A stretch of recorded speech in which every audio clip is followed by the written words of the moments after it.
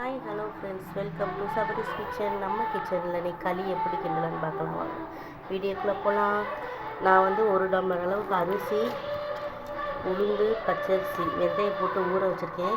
இப்போ நம்ம இதை வந்து அரைச்சி எடுத்துக்கலாம். அது தேவையான மிக்சர்.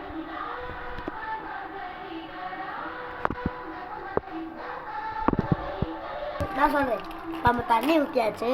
நம்ம களி கிண்ணதை போட்டுருவோம். நம்மளுக்கு தண்ணி சூடாயிடுச்சு.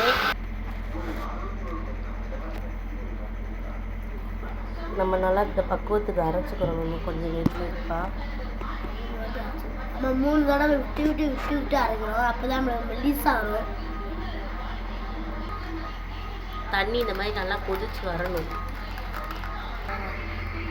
இந்த மாதிரி இருந்தாலும் நம்ம போட்டுக்கலாம். இப்போ களியை தண்ணி கொதிக்குது பாருங்கள், கொதிச்சு வரணும் தண்ணி. அப்போ தான் நம்ம கிண்டும் போது களி கிண்டி நம்மளுக்கு கெட்டியாக வரும். பாருங்கள், தண்ணி கொதிக்க ஆரம்பிச்சிருச்சு. இப்போ நம்ம வந்து களி மாவை எடுத்து நம்ம உள்ளே ஊற்றிக்கலாம்.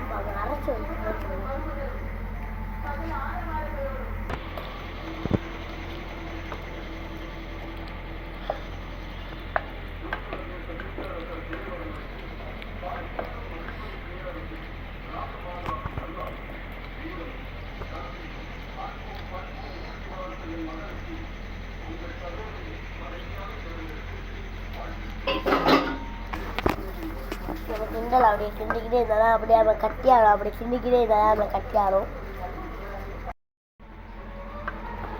நம்ம கிண்டிக்கிட்டே இருந்தாலும் கட்டியாடும். இல்லைன்னா அப்படி சாஃப்டாக இருந்துடும். கிண்டிக்கிட்டே இருப்போம். நம்ம லைட்டாக தூளுக்கு போட்டு கிண்டணும். பபிள்ஸ் மாதிரி வரும். வெடிக்கும். அப்பயே விடாம நம்ம கிண்டி விடாக்கணும். கைவிடாமல் கிண்டணும், இல்லைன்னா கட்டி பறிஞ்சிடும். நம்ம அதுக்குள்ளே இந்த கருப்பட்டி தட்டிட்டு வந்துடலாம். நீ தட்டும்போது எடுக்காத.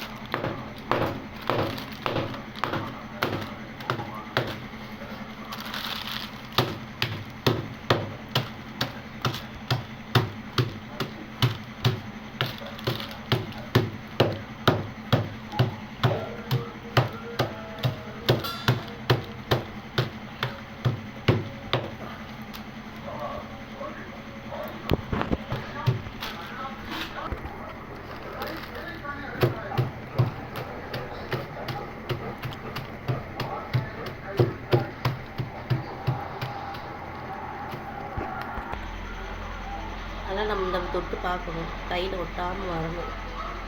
ஒட்டுது இன்னும் கொஞ்சம் வந்து நம்ம கிண்டணும்.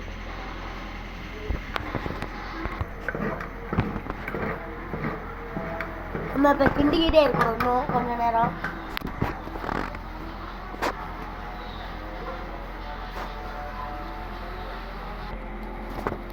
இந்த கறி நம்மளுக்கு எப்படி வந்திருக்கு பாருங்க. நம்ம வச்சு இந்த மண்டபம் எண்ணெய் ஊற்றி நம்ம கருப்பட்டி போட்டு நம்ம வந்து களி ரெடி ஆகிடுச்சு. ஆனால் கொஞ்சம் தண்ணி ஆகிப்போச்சு. கொஞ்சம் தண்ணி கம்மியாக வச்சுருந்தோம்னா கெட்டியாக இருக்கும். நீங்கள் கொஞ்சம் தண்ணி கம்மியாகவே வைங்க. நாங்கள் தப்பு பண்ணிட்டோம். இந்த வீடியோ பிடிச்சிச்சுன்னா லைக் பண்ணுங்கள், ஷேர் பண்ணுங்கள், மறக்காமல் கீழே இருக்க பட்டனை அமைக்கிடுங்க. கமெண்ட் பண்ணுங்கள். தேங்க்யூ.